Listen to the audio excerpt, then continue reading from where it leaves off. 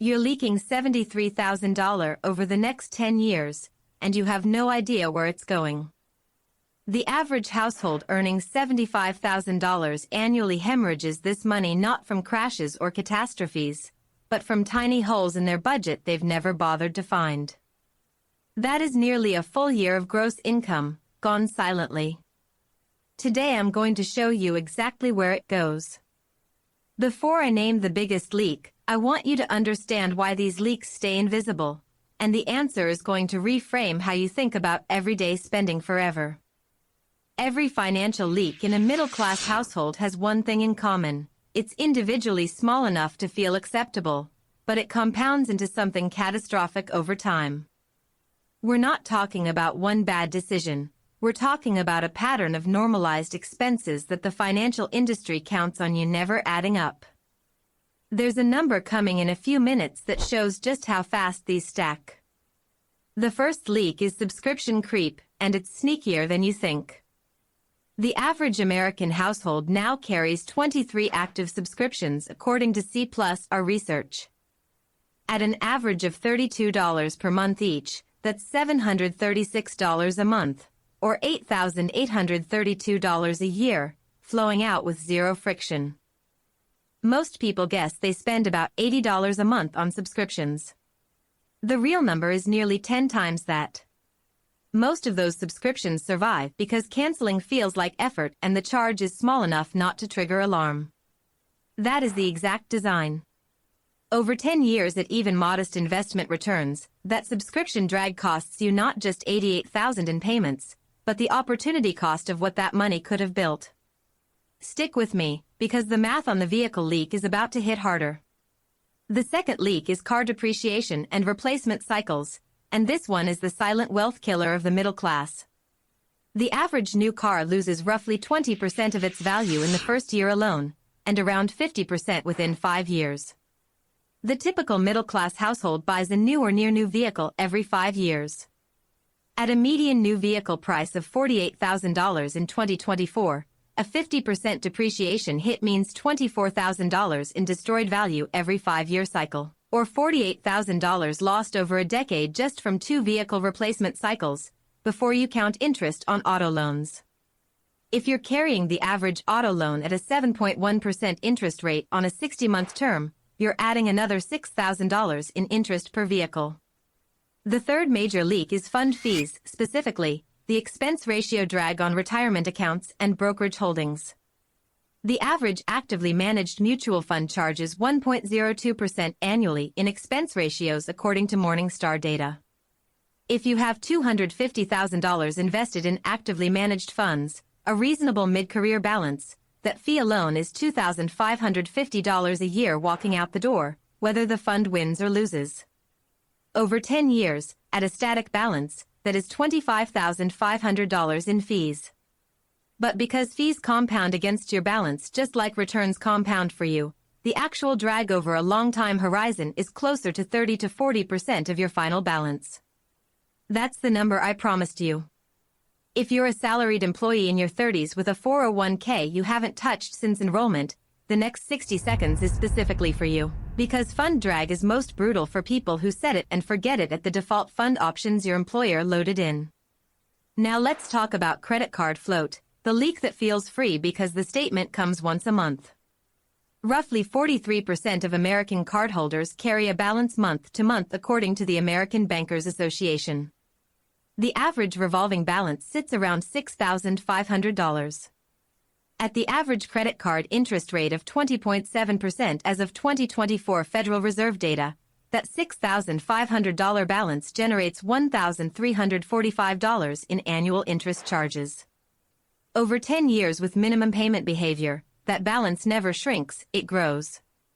The total interest paid over a decade on a single average card balance compounds to over $15,000, and that's before you add any new charges. Most people think of credit card interest as an inconvenience. The math says it's a wealth destruction machine running silently in the background. And here's the part nobody talks about. I'll show you the turn in just a moment.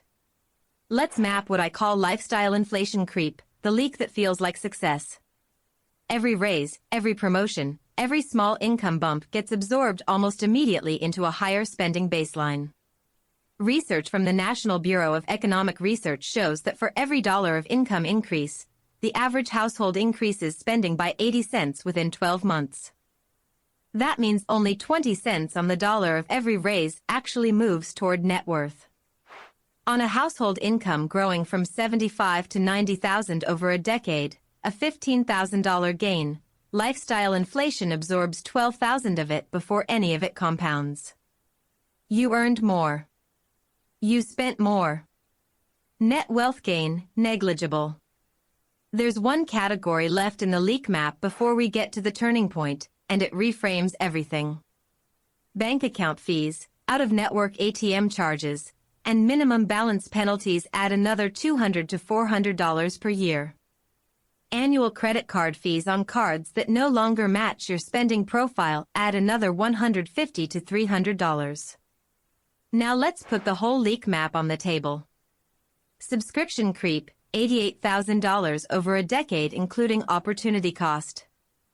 Vehicle depreciation and loan interest, $54,000 over 2 replacement cycles. Fund fee drag, $25,500 in direct fees, far more in compounding drag. Credit card float, $15,000. Lifestyle inflation absorption, $12,000. Insurance and banking inefficiency, $8,500. That totals $203,000 in identified leaks before we even apply the compounding cost of the capital that never got invested. The $73,000 figure I opened with is the conservative floor. The actual destruction is potentially 3 times that. And here's the turn that changes everything. When you map these leaks visually, not emotionally, visually, as a chart, 40% of the total loss comes from just 3 categories: credit card float, vehicle replacement cycles, and fund fee drag. 3 leaks. Not 23 subscriptions, not every latte, not your Netflix account. 3 structural financial decisions that are completely fixable without cutting your lifestyle. That is the turning point. You don't need to earn more. You don't need to live like a monk. You need to plug 3 specific holes and redirect the flow. Here's how you fix leak 1, the credit card float. The math on a balance transfer or a 0% introductory card is straightforward. Move the $6,500 average balance to a 0% card with an 18-month window. Pay $500 a month. The balance is gone before the promotional rate expires, and you've saved over $1,000 in interest in year 1 alone. Then close the behavioral loop, set up automatic full balance payments on all cards going forward. The interest charge becomes 0. The $15,000 decade drain disappears. Now here's how you fix leak 2, the vehicle cycle. The move is simple in theory and hard emotionally. Buy a 2 to 3-year-old certified pre-owned vehicle instead of new. The first owner absorbed the 20% first-year depreciation hit. You buy in at a significantly lower basis, hold the vehicle for 8 to 10 years instead of 5, and the per-year depreciation cost drops by 60 to 70%. The money that was going to the dealership and the lender now stays in your account. On a $48,000 vehicle, this decision alone saves you $12,000 to $15,000 per replacement cycle, $24,000 to $30,000 over the decade. Now here's how you fix leak 3, fund drag. The performance difference between a 1% fee fund and a 0.03% index fund over 30 years is not marginal. At the same underlying market return, the low-cost fund ends up 60 to 70% larger at retirement.